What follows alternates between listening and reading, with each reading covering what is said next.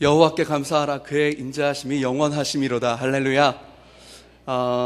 오늘 청년들이 또 이렇게 나와서 찬양하는데 참 은혜롭고, 우리 찬양팀 늘 찬양할 때마다 제가 은혜 받고 여기 앞에서 울고 있어요. 여러분도 동일하게 은혜 받으신 줄 믿습니다. 우리 박수할까요? 네. 정말 귀한 찬양 감사합니다. 그리고 또 그 권사님들 있잖아요. 근데 너무 좋은 거예요. 그 권사님들이, 연세 있으신 믿음의 우리 선배들이 다 같이 한 목소리로 나는 가리라, 주의 길을 가리라, 영적 기백이 담긴 찬양 아닙니까? 우리 권사님들께 우리 한 목소리로 한 소리로 박수하기 바랍니다. 너무 은혜 받았습니다. 목사님, 참 이 교회는 다 은혜인 것 같아요. 여러분, 제가 몰랐는데 그저께 이사를 왔거든요. 그 이사를 왔고, 물론 내일 조금 더 옮겨야 되긴 하지만, 어떻게 영락교회는 동네 이름까지 또 은혜로워요. 여러분, 제가 주소 보다가 은혜 받고 정말 거짓말 안 하고 눈물을 흘렸다니까요. 여러분, 이 영락교회 동네가 무슨 동이죠? 주안동인 거예요. 제가 이게 내가 주안에 사는구나. 주님 안에 사는구나. 여러분, 지금 이 영락교회에 계신 여러분은 어디에 계신 거예요? 주 안에 계신 겁니다. 우리 옆에 사람 얼굴 보면서 이렇게 인사할까요? 주 안에 계시네요. 주 안에 계시네요. 할렐루야. 우리 함께 36절 말씀 함께 한번 읽어봤으면 좋겠습니다. 36절 말씀 한 목소리로, 열왕기하 18장 36절 말씀 우리 한 목소리로 읽도록 하겠습니다. 시작. 그러나 한마디도 그에게 대답하지 아니하니 이는 왕이 명령하여 대답하지 말라 하였습니다. 아멘. 대답하지 말라. 여러분, 예수 믿는 사람들은 두 가지 부류의 사람이 있습니다. 첫 번째, 대답하는 사람이 있고, 두 번째, 대답하지 않는 사람이 있습니다. 우리 인생은 환경이 이야기하면 그 환경에 대답하는 것 같아요. 이스라엘 백성들이 홍해 앞에서 뒤에는 애국 군대가 쫓아올 때 그들의 말발굽 소리를 들으면서 이스라엘 백성들이 어떤 소리를 듣냐면요, 너희는 곧 죽게 될 것이다. 그들이 칼로 치면 너희는 죽을 것이다. 애굽의 거대한 병거가 너희를 깔아 뭉갤 것이다. 누구도 얘기한 적은 없는데 이상해요. 그 상황이 말을 걸어와요. 너희는 이제 끝이라는 거예요. 너희는 이제 죽었다는 거예요. 너희는 정말 불행하다는 거예요. 이 재앙을 봐라, 하나님이 너희를 버렸다. 상황이 얘기해 오는 겁니다. 근데 아까 말씀드렸죠, 예수 믿는 사람은 두 가지 부류가 있습니다. 첫 번째, 상황에 대답하는 사람이 있고, 두 번째, 대답하지 않는 사람입니다. 이스라엘 백성이요, 이 상황에 대답하기 시작합니다. 절망하고요, 좌절하고요, 낙심하고요, 하나님을 원망하는 대답을 하기 시작합니다. 근데 그 와중에 그 상황에 대답하지 않는 한 사람이 있었습니다. 그게 누구죠? 모세였습니다. 모든 사람이 상황에 대답합니다. 죽었다는 거예요. 이제 끝났다는 겁니다. 하나님이 우리를 버렸다는 거예요. 근데 단 한 사람, 모세만이 그 상황에 대답하지 않고 하나님께 대답합니다. 오늘 우리가 읽은 그 긴 본문에 아수르의 어마어마한 군대 가운데 히스기야와 유다 사람들이 거대한 위기 가운데 처합니다. 이제 끝난 거예요. 볼 것도 없어요. 아수르는 당시에 최고로 잘 나가던 나라였습니다. 우리 말씀 봤으면 좋겠습니다. 19장 12절 말씀, 아수르가 멸망시킨 나라가 나옵니다. 함께 읽겠습니다. 시작. 네.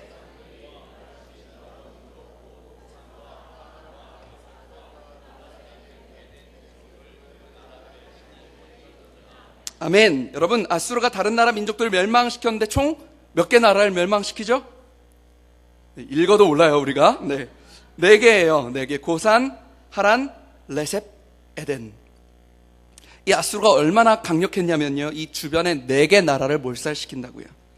그러고서 하는 말이 이거예요. 야, 유다야, 다른 4개 나라의 신들도 우리 손에 박살이 났어.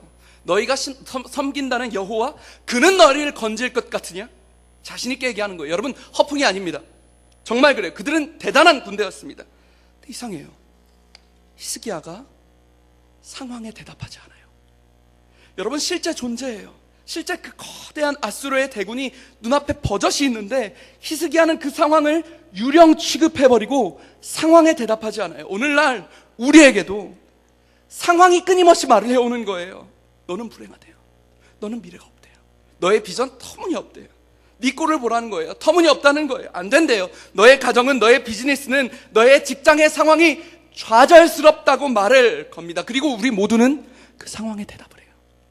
그래, 맞아, 나는 좌절스러워. 그래, 맞아, 나는 절망스러워. 내가 무슨 비전이야. 내 가정에 무슨 소망이 있겠어. 이제 나는 끝이야.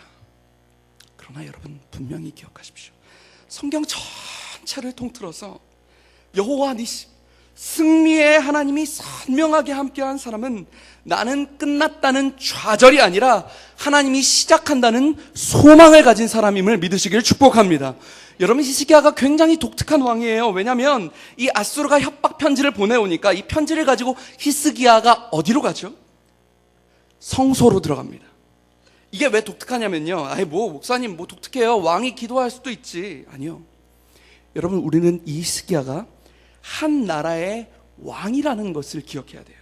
한 나라의 왕이 긴급한 상황, 위기 상황에 적이 선전포고를 했어요. 그러면 정상적이면 어떻게 해야 돼요? 각 군대, 정치, 행정, 실무 담당 관료들을 모아놓고 전략회의를 해야 맞아요.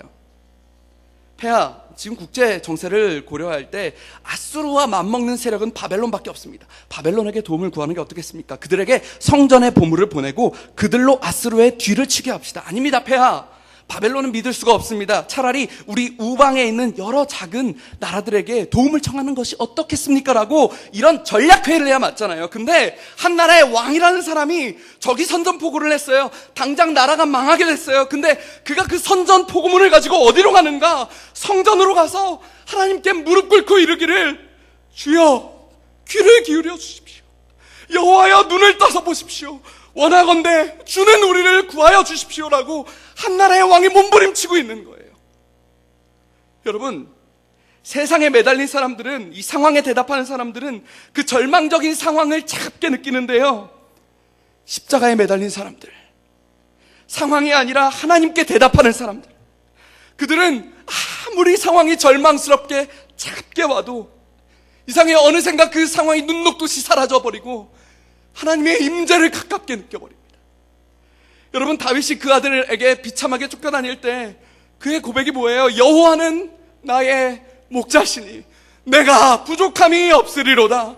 여러분, 이것이 어떻게 가능한 고백일까요? 다윗은요, 상황이 아니라요, 아들이 쫓아오는 그 상황이 아니라요, 아바 아버지의 임재를 훨씬 더 가깝게 느껴버리니까 그 좌절의 자리가, 그 절망의 자리가 푸른 초장이 되고 쉴만한 물가가 되어버리는 줄 믿으시길 축복합니다.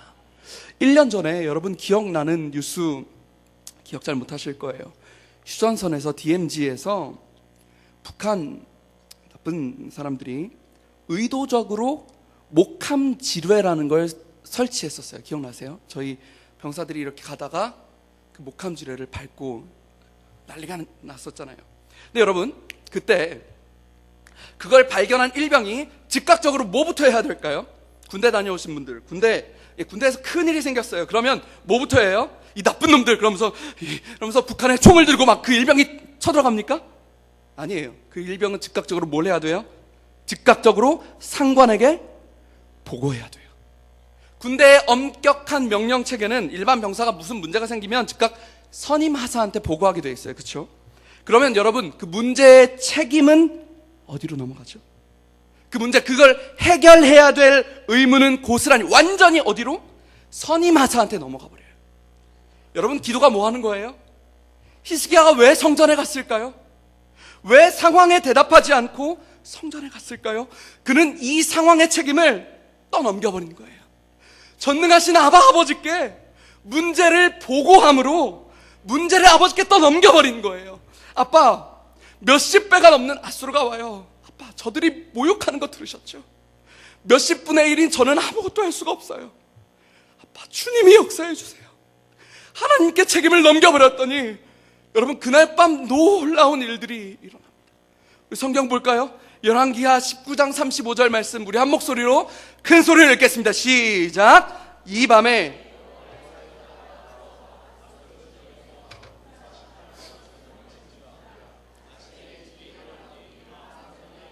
아멘. 그날 밤 여호와의 사자가 내려와 18만 5천 명, 여러분 아수르의 18만 5천이라는 거대한 대군을 순식간에 죽여버립니다. 송장만 18만 5천 명이에요. 뭐 별로 놀라지 않는데 제가 찾아봤어요. 주안동 인구 숫자, 주안 1동부터 8동까지 전체 인구 숫자가 얼마인지 아세요? 15만 명이에요. 여기 있는 사람 다 죽은 거예요. 아니, 그걸 넘어서게 죽은 거예요. 히스기야가 대답하지 않고 성전에 나와 그분께 대답할 때 히스기야는 지금까지 상황 때문에 느껴지지 않던 하나님이 실감나게 느껴져요. 그리고 그런 히스기야에게 하나님이 역사하셨음을 믿으시길 축복합니다. 우리 삶에 있는 18만 5천 명의 대군이 있어요.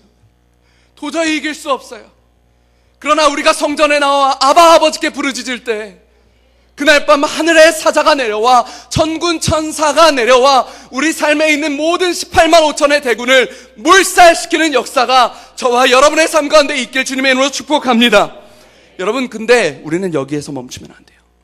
대부분의 복음이 여기에서만 멈추고 있어요. 우리는 그 다음 단계, 신앙생활은 그 축복받은 다음 단계, 이게 정말 중요해요. 반드시 이 다음 단계에 있어야 돼요. 예전에 한 부흥 강사님께 섬뜩한 얘기를 들은 적이 있습니다. 실화라니까 참 무서운데 한 집사님이, 전 정말 두려움을 넘어 경외감이 들더라고요. 한 집사님이 아들을 달라고 구한 거예요. 매일 그래서 새벽 예배 나오고 새벽 제단을 쌓고 수요 예배 나오고 전도하고 그렇게 부르짖다가 하나님의 은혜로 정말 아들이 생긴 거예요. 아들이 태어나자마자 이 집사님이 그날로 교회 발걸음을 딱 끊었어요. 축복받았으니까, 또 바쁘니까. 이상하죠. 참 두렵게도 그 집사님이 다시 교회에 나오게 되셨는데 그날이 그 아들을 세상에서 떠나보낸 날이었다고 부흥 강사님이 얘기하더라고요. 참 두렵지만 여러분, 사실입니다. 여러분, 하나님은 우리가 축복이라는 선물의 마음 빼앗기길 원하지 않으세요. 그분은 축복하시는 하나님입니다. 그러나 또 이렇게 말씀하세요. 나 여호와는 질투하는 하나님이다. 원래 제가 이 얘기를 안 하려고 그랬어요. 이 부흥 강사님의 얘기를 안 하려고 그랬는데, 왜냐하면 저는 사랑하고 너무나도 축복이 넘치시는 우리의 하나님 아빠 아버지를 믿지만 하나님이 자꾸 제 마음에 부담을 주셨어요. 이 이야기를 들어야 될 사람이 있다는 마음을 계속 주시는 거예요. 여러분, 하나님을 두려워하십시오. 주의 종을 우리 목사님을 섬길 때 여러분 두려운 마음으로 섬기십시오. 교회를 섬길 때 두려워하는 마음으로 섬기십시오. 우리 청소년 아이들 너무 이쁘게 이 자리에 나와 있는데 예배는 장난이 아닙니다. 제가 청소년 사역할 때 우리 애들 다 초롱초롱하게 예쁘게 보고 있는데 너무 이쁘네요. 근데 가끔 그런 애들이 있어요. 핸드폰하고 게임하고 예배 시간에 제가 정말 불같이 화를 냈어요. 여호와의 임재 앞에 있는 이 예배가 장난으로 느껴지냐? 여러분, 예배를 경외하는 마음으로 사모하시길 축복합니다. 교회를 섬길 때 경외하는 마음, 하나님이 우리에게 축복을 주셨을 때 그분이 그것을 언제든지 거두어 가실 수 있는 분이라는 걸 생각하십시오. 주신 이도 여호와시오 거두신 이도 여호와시오니 여호와 이름의 찬송을 받으실지로다. 여러분, 잠언서에 여호와를 경외함이 지혜의 근본이라고 나와 있죠. 여기서 경외하다가 우리나라 말로 보면 멋있잖아요. 경외. 근데 영어로 보면 뭔지 아세요? 경외가 영어 번역이 the fear of the Lord예요. 여호와를, 주를 두려워함. 이 지혜의 근본이랍니다. 사랑하는 여러분, 자녀분들 교육할 때 여호와를 두려워함으로 교육하시길 축복합니다. 가끔 우리 영락교회는 그런 분들이 안 계신 것 같지만 가끔 정말 집사님, 장로님들, 제가 이전에 섬겼던 교회들 보면 장로님 딸이 시험 기간에 교회에 안 나와요. 제가 너무 충격을 받아서 여쭤보면 그렇게 말씀하셨대요. 고3 때는 대충 섬기다가 대학교 가서 시간 많을 때 잘 섬겨라 라고 했다는 거예요. 여호와를 경외함이 없는 아이에게 어떻게 하나님이 축복하실 수 있단 말입니까? 여러분, 그렇게 해서 대학을 잘 간다 한들 그게 어떤 축복이 되겠냐 말입니다. 지금 이 자리에 나와 있는 우리 사랑하는 고3도 있고 고3 베이스 친이 참 대단하다. 이 귀한 아이들, 하나님이 여호와를 경외하는 지혜와 근본과 은혜가 있으시길 주님의 이름으로 축복합니다. 18만 5천 명이 죽잖아요. 그리고 위대한 승리를 거둔 다음에 히스기야가 갑자기 죽을 병에 듭니다.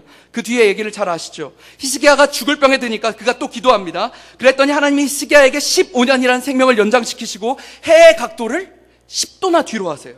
이게 너무 놀라우니까 아수르 죽었잖아요. 그러니까 바벨론에서 선물을 가지고 히스기야를 찾아오는 거예요. 그래서 히스기야가 그 바벨론의 사자들에게 어떻게 했죠? 궁에, 성전에, 창고에 모든 보물을 다 보여줍니다. 근데 그 다음이 이상해요. 여러분, 이거 궁금하지 않으셨어요? 성경을 읽을 때 그냥 읽는 게 아니라 궁금해야 합니다. 저는 늘 이게 궁금했어요. 하나님이 갑자기 히스기야에게 예언을 하시는 거예요. 이렇게 예언하세요. 열왕기하 20장 17절 18절 말씀입니다. 우리 한 목소리 읽어볼까요? 바벨론 사자에게 와서 그 모든 창고의 것들을 보여줬습니다. 그랬더니 하나님의 예언이 이와 같습니다. 함께 한 목소리 읽겠습니다. 시작. 여호와의 말씀이 날이 이르리니 왕궁의 모든 것과 왕의 조상들이 오늘날까지 쌓아두었던 것이 바벨론으로 옮긴 바 되고 하나도 남지 아니할 것이요 또 왕의 몸에서 날 아들 중에서 사로잡혀 바벨론 왕궁의 환관이 되리라 하셨나이다 하니. 아멘. 여러분, 하나님이 뭐라 그러시는 거냐면요, 야 히스기야야, 네가 왕궁의 보물들을 그들에게 다 보여줬구나. 너는 그 보물들을 다 빼앗길 것이고 네 아들들이 바벨론의 노예 환관으로 팔릴 것이다. 네 자식이 환관이 된다는 거예요. 여러분, 비참한 저주 아닙니까? 이상하지 않아요? 여러분, 이해가 돼요? 뭐 잘못했어요?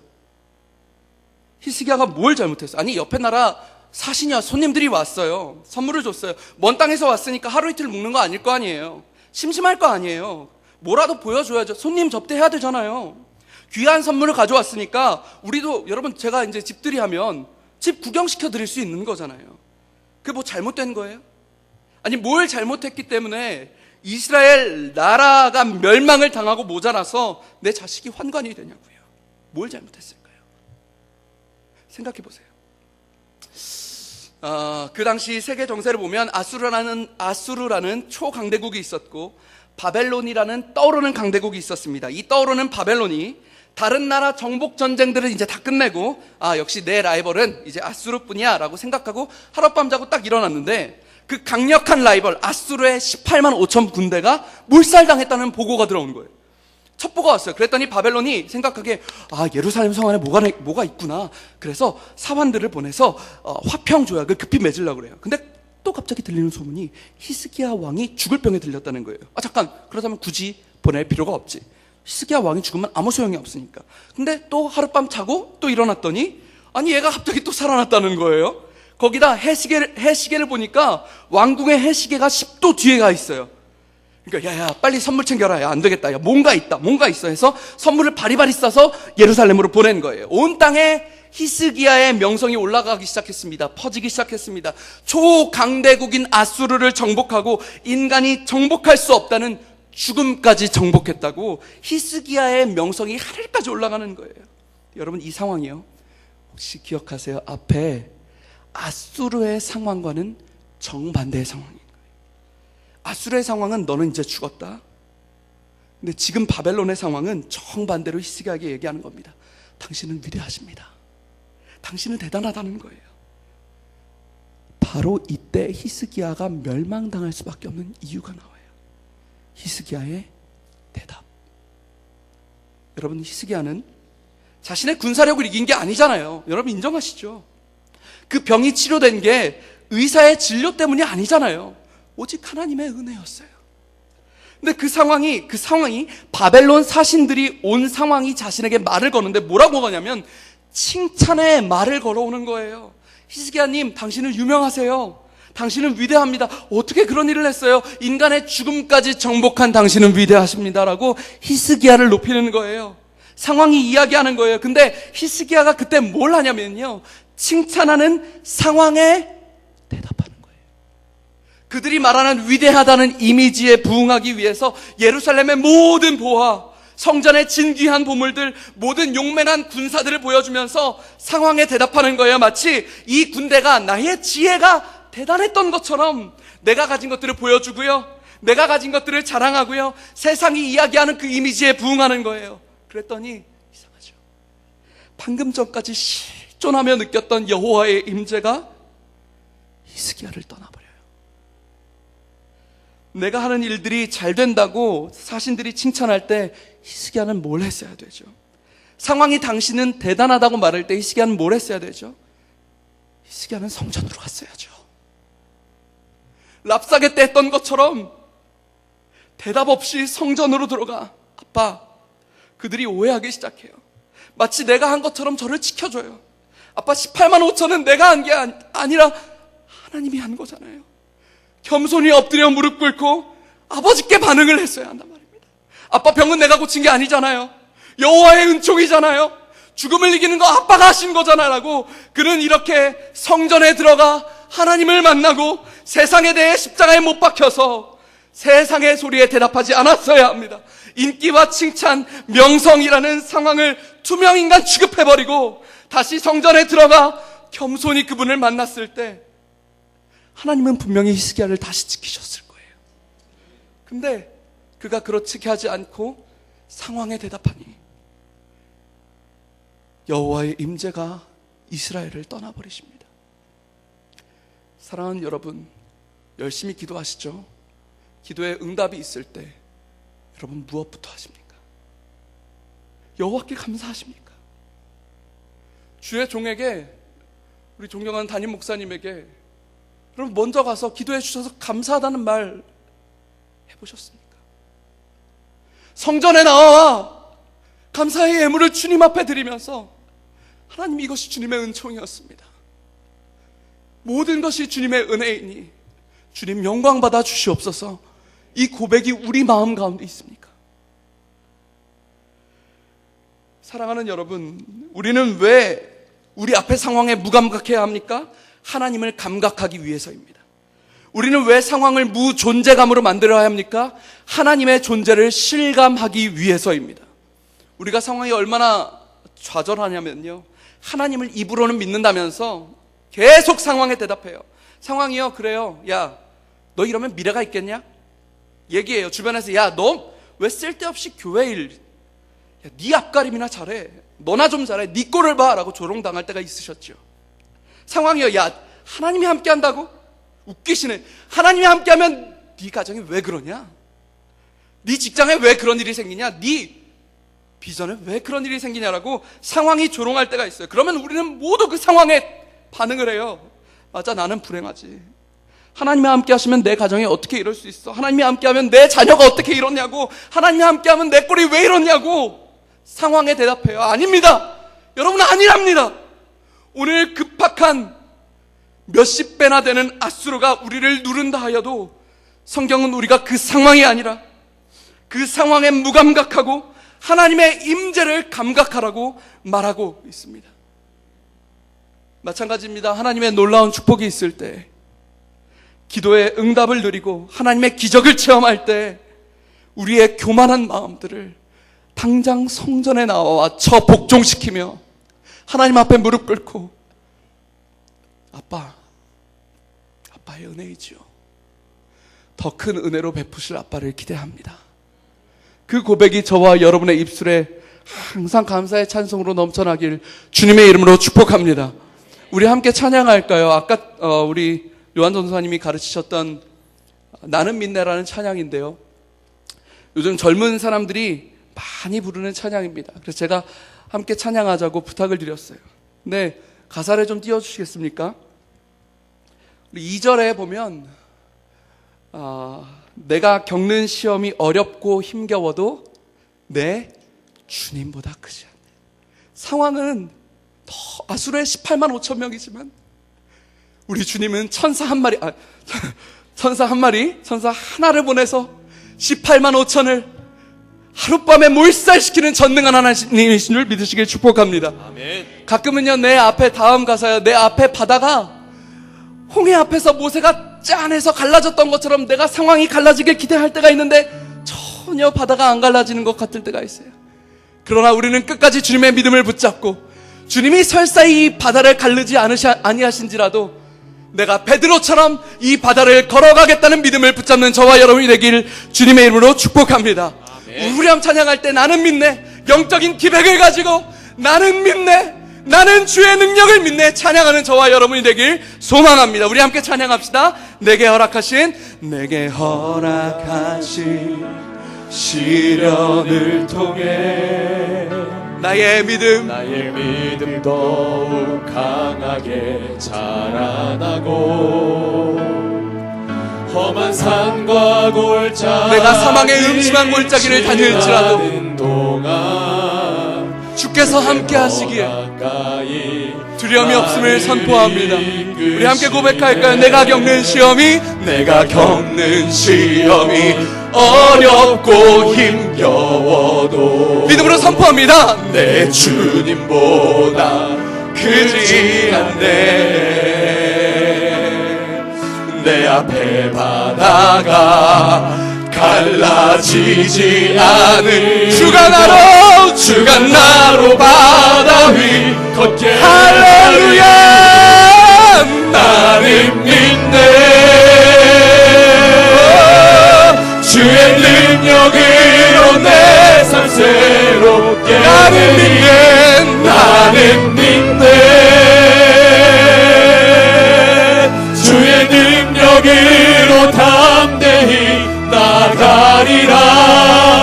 주와 함께 싸워 승리하리라.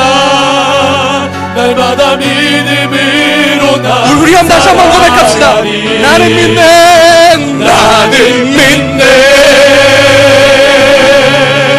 주의 능력으로 내 삶 새롭게 할렐루야. 나는 믿네.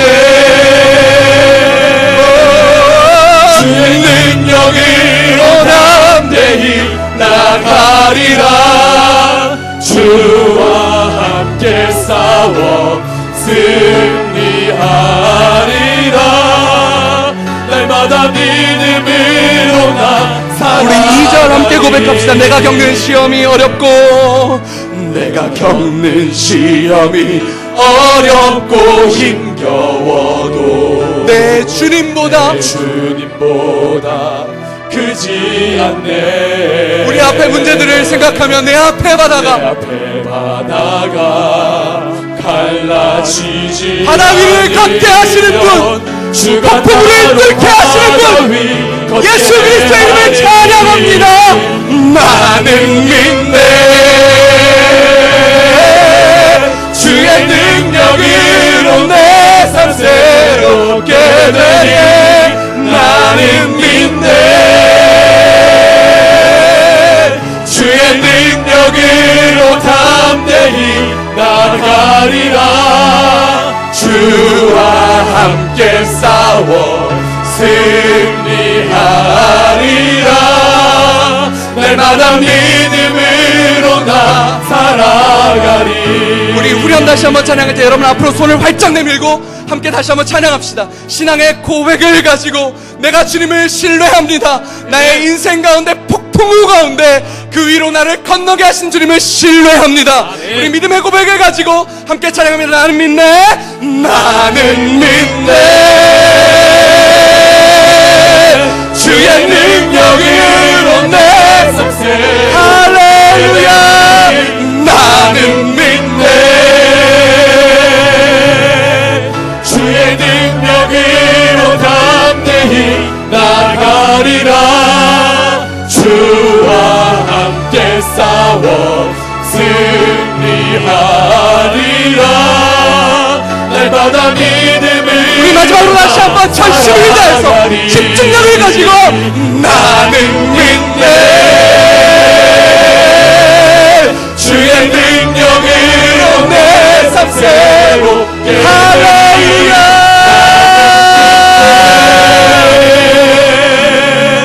주의 능력으로 담대히 나가리라. 주와 함께 싸워 승리하리라. 날마다 믿음으로 나 살아가리. 우리 두 손 드신 채로 이 시간 주의 이름 크게 한번 부르짖고 내 앞에 모든 바다와 문제를 갈라버리시는 아수르의 18만 5천 명의 대군을 물살시키시는 여호와 하나님의 임재를 사모하면서 주여 역사하여 주시옵소서. 간절히 사모하는 마음으로 주님의 이름 크게 한번 부르짖고 다 같이 기도하겠습니다. 기도합니다. 주여